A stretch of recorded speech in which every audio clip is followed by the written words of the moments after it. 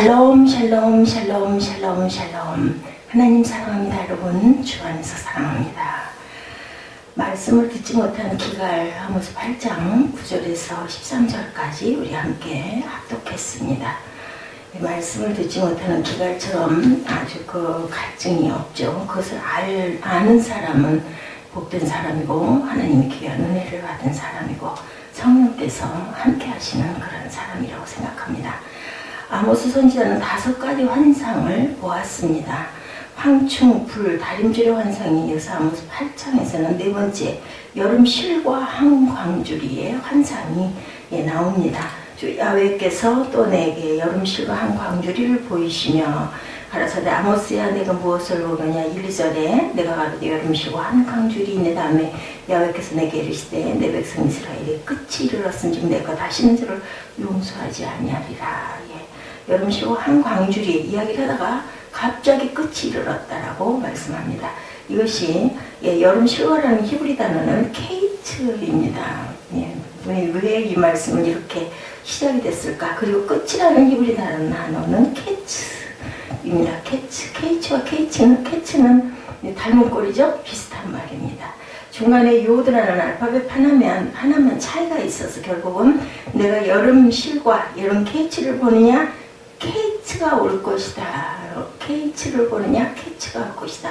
이런 그 내용입니다. 이렇게 하나님께서는 언어의 유희를 사용하신 것입니다. 여름 실과는 1년 중에 가장 마지막으로 추수하는 것인데 여름 실과 한 강주리를 보여주시면서 이제 이스라엘에게는 더 이상 기회가 없고 끝이 왔다. 이 여름 실과 너 한 강주리 볼 줄 아니? 드디어 끝이 왔다. 이런 그 표현입니다. 하나님께서 용서하지 않을 것이다. 심판을 집행할 때가 되었다 하는 말씀을 하고 계신 거죠.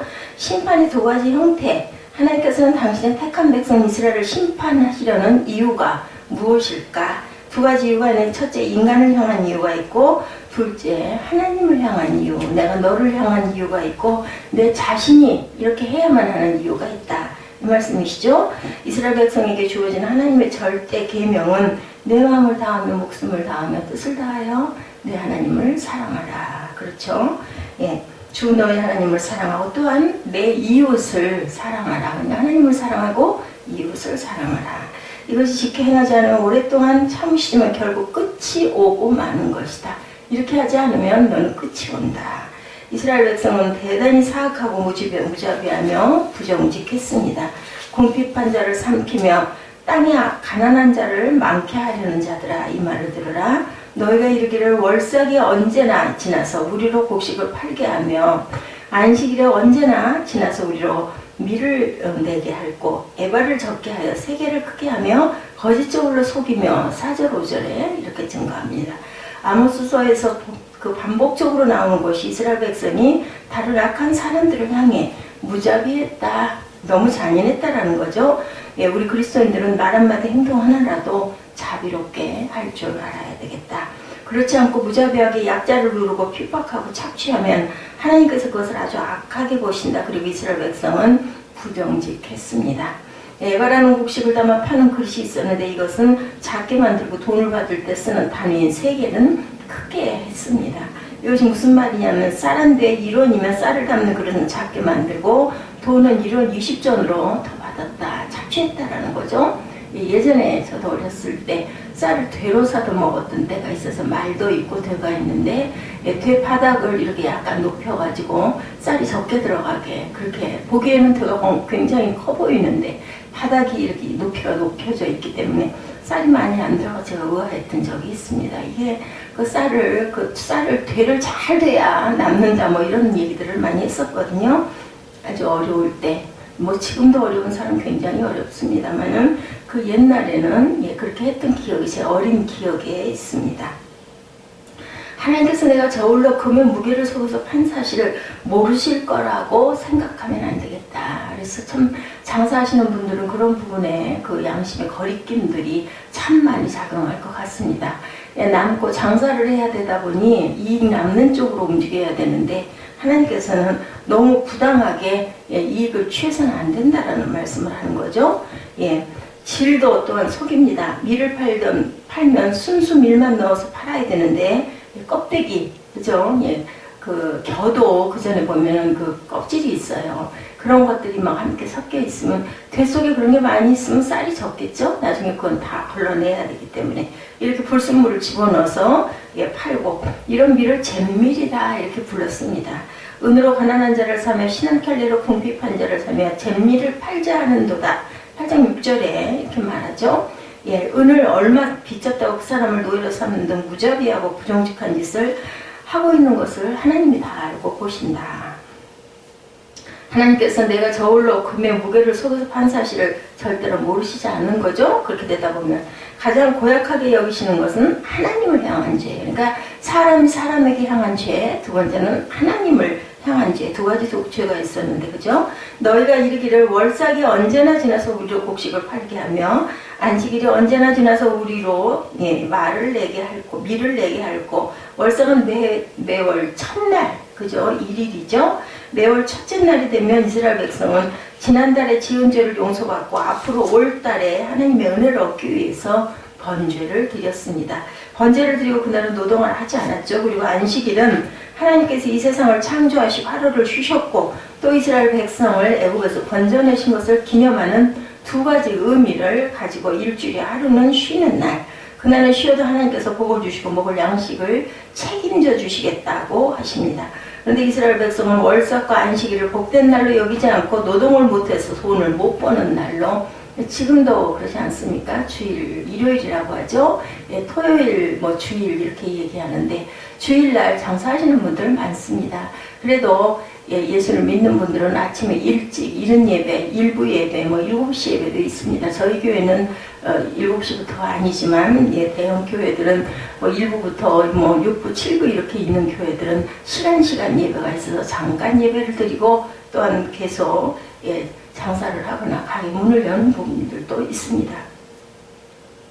이스라엘 백성은 월삭과 안식일을 복된 날로 여기지 않고 노동 못해서 돈을 못 버는 손해나는 날로 그렇게 여겼다. 안식일이 왜 이렇게 빨리 돌아올까? 안식일이 빨리 지나가야 밀을 팔아서 돈을 벌 텐데 그 없는 어려운 분들은 당연히 현실적인 부분이기 때문에 이런 이야기를 할 수도 있습니다. 이렇게 말하면서 안식일을 귀찮아하죠. 그들의 마음은 곡식을 팔아 돈을 벌려고 하는 일에 집중이 되어 있다. 하나님이 주신다라는 것을 믿지 못하고 믿지 않는 거죠. 교회 와서 예배를 드릴 때도 얼른 드리고 장사하러 가야겠다 생각하면서 무슨 앳대마듯이 예배를 드립니다. 아유, 예배 드려야지. 안 드렸다가는 또 우리말로 그 나쁜 일이라도 일어나면 어떠나 샤머니즘적인 생각을 하기도 한다. 또 어떤 사람은 주일 예배를 빼먹고 놀러가고 고속도로에서 어떤 교통사고가 났다는 이야기를 듣고 자신은 그런 일을 당하지 않기 위해서 예배 드리고 예배 때우고 가야지. 토요일 날 또 예배를 드리고 주일날 놀러 가시는 분들도 있습니다. 토요일 날이 직장인들이나 뭐 주일날 꼭 일을 해야 되시는 분들은 아예 예배들이 있더라고요. 토요일 예배가. 그래서 주일 예배를 미리 땡겨서 드리는, 뭐 아예 안 드리는 것보다는 낫긴 하겠지만 그래도 그렇게 하는 것은 아니지 않을까? 저는 이렇게 개인적으로 생각을 합니다. 이스라엘 백성이 이렇게 하죠. 장사하기 위해서 월삭과 안식일을 싫어하고 요즘 세상으로 얘기하면 지금 말씀드린 대로 토요일 주일 전날 미리 가서 예배 드리는 거, 아니면 아침에 일찍 가서 예배 드리고 뭐 조금 늦게 뭐 시작을 한다든지 문을 연다든지 이렇게 하는 거. 일 중요하죠. 장사 중요합니다. 비즈니스 중요합니다. 그렇지만 우리 존재 목적은 비즈니스가 아니죠. 우리는 하나님을 위해 살아가야 되고, 내가 예배받기 위해서 너희들을 지어서 낳았고 세상에 살도록 해줬다. 내가 경배받기 원한다. 예배받기 원하신다라는 그 시간에 내가 너와 교통하기 원한다. 네가 나를 알아주기 원한다. 나와 교제하자. 이런 말씀을 하고 계시는 거죠. 사람은 하나님의 영광을 위해 살아가야 되고, 이것이 진실로 영혼 속에 느껴질 때 그 사람은 구원받고 하나님께 쓰임받는 인물이 되는 것이다. 성도들이 하나님의 영광에는 관심이 없고 일이나 장사나 비즈니스에만 관심이 있다면은 그 종이 주인을 밀어내는 그러한 결과다. 그러면 주인이 가만히 있겠나? 주인이 종을 혼내죠. 여호와께서 야곱의 영광을 가리켜 맹세하시되 내가 저희의 모든 소유를 영영 잊지 아니하리라 하셨나니 7절에 8장 7절에 나타나 있습니다. 하나님께서는 야곱의 영광을 가리켜 맹세했죠. 야곱의 영광은 바로 하나님 자신입니다. 결국 하나님께서 자신의 이름을 걸고 맹세를 했다. 내 이름을 걸고 너 이거 이렇게 안 하면은 내가 너 혼내줄 거야. 뭐 이런 얘기를 하는 거죠. 내 명예를 걸고 사람들도 그런 얘기 많이 합니다. 어떤 분은 하나님께서 자신의 이름을 걸고 맹세했으니까 믿을 수 없다고 하시는 분이 있습니다. 그것은 하나님보다 더 높은 존재가 없기 때문에 내 이름을 걸고 하나님이 이렇게 말씀을 하시는 거죠. 하나님께서는 당신의 영광을 걸고 저희의 모든 소행, 그들이 행한 모든 모두를 잊지 않고 심판하시겠다라고 말씀합니다. 하나님께서 심판하시면 두 가지 형태로 나타납니다. 첫째, 인간에게 나타나는 것이 있고 둘째, 하나님으로부터 나타나는 것이 있다. 인간에게 나타나는 것은 무엇일까? 하나님께서 심판하시면서 인간은 슬픔에 빠지게 됩니다. 아프죠? 너희 절기를 애통으로 너희 모든 노래를 애곡으로 표현하게 하고 모든 사람으로 굵은 배를 허리에 동이며 모든 머리를 대머리 되게 하며 독자의 죽음을 위하여 애통하듯 하게 하며 그 결국은 공고한 날과 같겠다. 10절에 이렇게 말씀하죠. 즐거워해야 될 날이 애통한 날이 되고 기뻐해야 될 날이 슬퍼하는 날이 되고 즐거운 노래가 슬픔의 노래로 바뀐다. 이렇게 말씀하시죠. 우리나라 역사에서 일제강점기를 거쳐서 6.25 시대에 불렀던 노래는 대체로 어둡고 슬픈 단조 노래였습니다. 그런데 요즘 아이들이 부르는 노래는 밝고 굉장히 빠르죠. 알아들을 수 없을 정도로 빨리 합니다. 랩을 많이 하죠. 그리고 아주 즐거워합니다. 70년대 고생하며 슬픔 가운데 불렀던 노래를 요즘 아이들은 이해하지를 못합니다. 하지만 심판이 와서 힘들고 어려우면 노래가 모두 애가가 되어서 슬픈 노래가 된다. 이렇게 인간들에게는 슬픔이 오지만 하나님으로부터는 침묵이 오는 것이다. 인간의 죄를 지으면 하나님께서는 한 말씀도 하시지 않습니다. 아무 소리도 들리지 않는다는 거죠. 11절에서 13절에 주 야훼께서 가라사대 보라 날이를지라 내가 기근을 땅에 보내리니 양식이 없어 주림이 아니며 물이 없어 가람이 아니요 야훼의 말씀을 듣지 못한 기갈이라 사람이 이 바다에서 저 바다까지 북에서 동까지 비틀거리며 야훼의 말씀을 구하려고 달려 왕래하되 얻지 못하리니 그날에 아름다운 처녀와 젊은 남자가 다 갈아여 피곤하리로다. 아름다운 처녀와 젊은 남자, 아름다운 청춘 남녀가 다 피곤하다, 힘들다는 거죠. 사람이 빵을 먹고 배가 불러도 하나님의 말씀을 먹지 못하면 영혼이 공허해지고 그리고 만족감이 없고 말씀의 기근이 오게 됩니다. 육신적으로 아무리 강하고 아름다워도 하나님의 말씀이 없으면 인간의 영혼은 방황하게 되어 있습니다. 방황하고 왜 사는지 모르니까 술을 먹게 되고 음란을 행하게 됩니다. 하나님께서는 침묵하시고 말씀을 주시지 않는 것도 큰 심판이라는 것. 그렇죠? 말씀의 기근이 오는 형태. 우리가 사는 대한민국 굉장히 행복해 보이는 나라입니다. 하나님의 말씀을 얼마든지 들을 수 있고 신학교도 많습니다. 말씀을 배울 수 있는 책, 성경도 널려있고 요즘에는 휴대폰에도 전자성경 해가지고 깔면 언제 어디서나 볼 수가 있는 그런 시대. 정말 그런 부분으로 보면 최고의 것을 누리고 사는 그러한 시대입니다. 전 세계를 돌아다녀 보면서 설교를 듣고 싶어도 들을 수 있습니다. 어느 나라 설교나. 그렇죠? 교회를 찾아볼 수 없는 이슬람 국가들, 그런 나라들도 또한 있습니다. 근데 우리나라는 그렇지가 않죠. 자유롭게 말씀을 듣고 읽을 수 있는 것이 하나님의 큰 축복이라고 생각하고 감사해야 되겠습니다. 그런데 이런 축복 속에서도 말씀의 기근은 또한 겪을 수가 있다.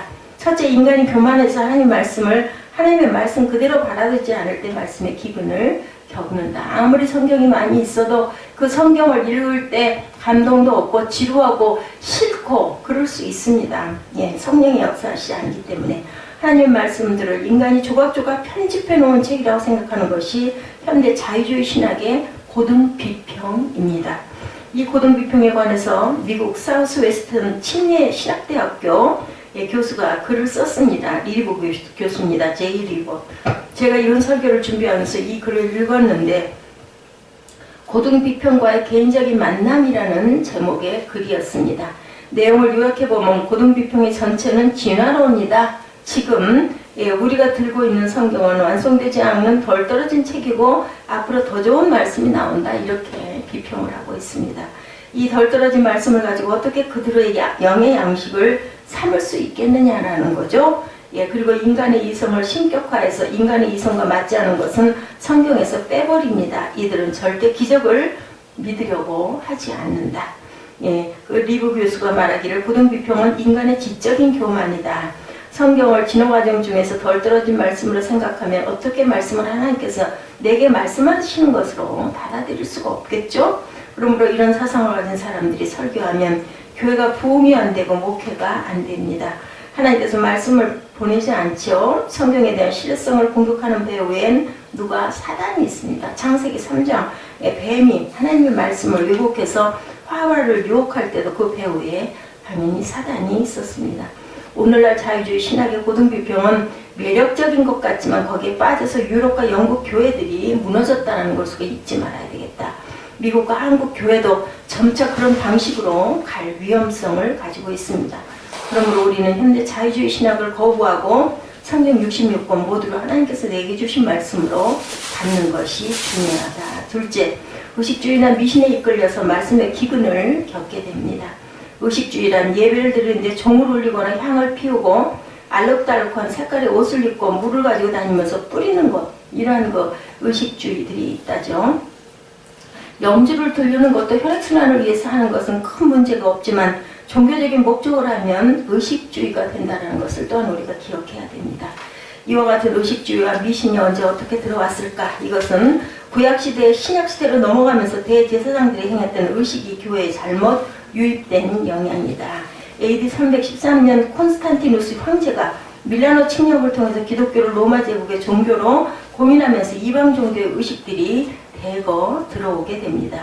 의식주의나 미신이 들어와서 자리 잡으면 자동적으로 하나님의 말씀은 밀려나죠. 이렇게 되면 하나님께서 말씀을 보내지 않는다는 것을 우리가 잊어버리면 안 되겠다. 셋째, 복음주의를 자처하는 교회들도 하나님 말씀에 대한 체계적이고 성실한 강해를 하지 않으면 말씀의 기근을 겪게 됩니다. 우리가 잘 알아야 되겠죠? 말씀을 알아도 잘 알아야 됩니다. 20세기에 많은 교회들이 예수님의 재림이 급박한 것처럼 사람을 몰아붙여서 현실 도피적인 망상에 빠지도록 했던 적이 있었습니다. 빚을 진 사람들도 예수님만 오시면 빚을 갚지 않아도 되니까 일하지 않고 예수님 오시기만 기다렸다고 하죠. 또 복음주의 교회들이 엔터테인먼트화 돼가기도 합니다. 목사님이 가끔 웃기는 이야기도 하고 노래도 부르고 그것이 쏘는 분이 계시니까 주의 집중을 시키기 위해서 하는 것이지만 그것이 또한 너무 중심이 돼서는 안 되겠죠. 자꾸 웃기는 이야기만 하면 설교의 제목도 본문도 기억을 못하고 우스운 유머만 생각이 난다고도 하죠. 이렇게 예배가 엔터테인먼트화 되면 하나님 말씀에 대한 강요가 주변으로 밀려납니다. 결국 말씀의 기가를 겪게 된다는 것을 또한 우리가 잊지 말아야 되겠다. 초대교회 때 한창 말씀이 풍성했던 곳은 소아시아와 북아프리카 지역이었죠. 소아시아에는 요한계시록에 나오는 에베소, 소모나, 버가모, 두아디라, 사대, 빌라델피아, 라오디게 교회가 있었던 것이 소아시아입니다. 그리고 북아프리카의 카르타고는 터틀리안이나 카프리안 같은 위대한 교구들을 낳은 곳입니다. 그런데 지금 그곳에 가보면 그것이 돌 무더기만 있습니다. 하나님의 말씀이 떠나버렸기 때문에 이렇게 말씀의 기근이 온 증세들이 여러 가지가 있습니다. 교회가 말씀의 기근을 겪으면 이런 증세가 나타나고 우리 영혼이 말씀의 기근을 겪으면 어떤 증세가 나타날까? 먼저 교회가 말씀의 기근을 겪으면 예배 중에 하나님의 임재, 느낌이, 감동이 없어집니다. 그리고 설교자가 힘을 다해 설교를 해도 성령의 권능이 동행하지 않습니다. 그리고 성도들이 모여 주의 만찬을 시행해도 안으로는 아무런 반성이나 감동이 일어나지 않습니다. 성도의 영혼이 말씀을 겪게 되면, 기근을 겪게 되면 하나님의 말씀에 대한 목마름이나 배고픔이 없어지고 하나님 말씀을 읽지 않아도 오랫동안 아무 일 없이 지나가게 된다. 아무 상관이 없죠. 그리고 말씀에 대한 마음의 진지한 반응이 없어집니다. 엠마오로 가던 두 제자가 예수님의 말씀을 듣고 마음이 뜨거워졌던 그런 감동이 없다. 어떤 분은 그런 목사님이 설교를 못해서 그런 거라고 생각하지만 똑같이 설교를 해도 어떤 사람은 가슴이 뜨거워지는데 어떤 사람은 365일 아무리 말씀을 듣고 요즘에 뭐 방송으로도 얼마든지 들을 수 있죠. 그래도 그런 감동이 없다. 이와 같이 말씀의 뜨거운 감동도 사라지고 예배를 빼먹어도 아무런 그 거리낌이 없어지고 손해보는 느낌도 없어집니다. 예배를 빼먹으면 오히려 잘됐다, 어이구 그냥 잘 넘어갔네 이렇게 생각하는 거. 예, 이렇게 되게 되면 말씀의 기근이다. 이명박 대통령의 전기 중에 시골에서 태어나 열심히 공부해서 고려대학에 들어가게 되었습니다. 그런데 학생들이 공부는 안 하고 매일 데모만 하니까 내가 학생회장이 되어서 데모를 단기간 내에 집중적으로 하고 나머지는 공부를 하도록 해야겠다는 생각이 들었다고 합니다. 그래서 학생회장으로 당선되었고 데모를 하다가 그만 감옥에 들어가게 됐다고 그래요. 그때 어머니께서 면회로 오셨는데 어머니를 본 마지막이었다. 그때가 이렇게 얘기합니다. 두 가지를 물어보셨다고 합니다. 첫째, 감옥 속에서도 성경을 읽고 있니? 둘째, 감옥 속에서도 기도를 하고 있니? 이 두 가지를 어머니가 물어보고 가셨다고 그러죠. 예, 어젯밤 기도를 하는데 하나님께서 너를 큰 인물로 쓰시겠다고 하셨는데 말씀을 하시고는 가셨다. 이렇게 얘기를 했다고 그래요. 학생의 신분으로 감옥에 갇혔으니 굉장히 절망이 됐었는데 어머니께서 전해주신 너는 이 나라의 큰 인물이 될 것이라는 하나님의 말씀을 붙드니까 용기가 나고 힘이 나서 결국 감옥에서 나와서 대통령이 되었다는 그런 일화가 있습니다. 그 말씀을 보내어 저희를 고치사 위경에서 건진다고 시편 107편 20절에 위경에 빠져도 하나님께서 말씀 하나만 보내시면 우리가 건짐을 받습니다. 긴 문장이 필요가 없어요. 성경 구절 읽다 어느 구절 한 군데에서 다 그게 크로즈업이 되면서 내 마음에 감동이 오면 그것이 나를 건집니다. 사람이 사업이 망하고 죽을 위기에 처해도 기도하다가 하나님께서 말씀 하나만 주시면 일어서죠. 그러므로 하나님께서 말씀을 보내신다는 것은 우리 삶 가운데 위대한 경험을 하는 것이다. 죽을 병에 걸려도 너는 정령 살고 죽지 아니라는 말씀, 그 말씀의 그 감동, 그 느낌만 받으면 그 사람은 살아납니다. 그래서 말씀을 보내셔서 위경에서 건져달라고 기도하는 저와 여러분들이 되셔야 되겠다. 왜 나는 기도에도 말씀을 보내주시지 않느냐? 이유는 인간에게 무자비하고 부정직하며 하나님 앞에 드리는 예배를 우습게 그냥 형식적으로 그런 기도를 형식적으로 여기기 때문이다. 주일이 되면 왜 이렇게 주일이 빨리 돌아오나 불평하고 교회 와서 앉아있는 것만으로도 고마운 줄 알라고 하는 그 마음 하나님께서 보신다라는 거죠. 우리 모두는 하나님으로부터 말씀을 받아서 어려움에서 건져지는 위대한 말씀의 능력을 체험하시는 저 여러분 되시기를 주님의 이름으로 축복합니다. 성경 말씀 읽는 거 굉장히 중요합니다. 읽는데 읽으면서는 입술만 읽는 게 아니라 묵상할 줄 알아야 되겠죠? 우리 오늘 아모스 8장 9절에서 13절 말씀을 듣지 못하는 기갈입니다. 우리 함께 합독하시고 기도하는 시간 갖도록 합니다.